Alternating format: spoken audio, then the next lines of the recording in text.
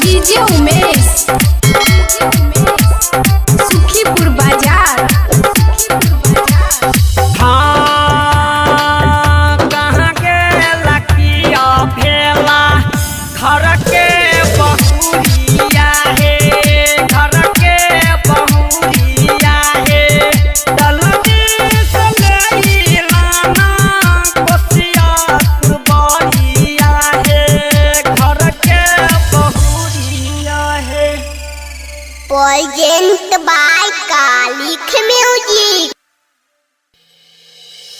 ले ला दौड़िया जल्दी से ले ला तू घर के बहुरिया।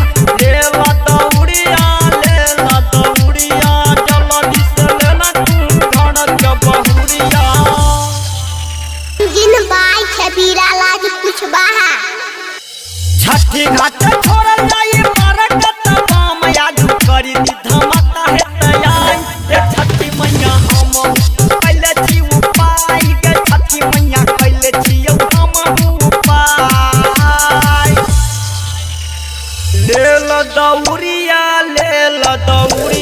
जल्दी से चला ना तू घर के बहुरिया, जल्दी से चला ना तू। जिन बाय छबीरा लाज कुछ बाहा। हाँ तोहरो तये गोछे बकवा बड़ा छाया बोधावा है। ओकरे के दिए मैया अपने ज्ञाना माहे। Present by Kalikh music.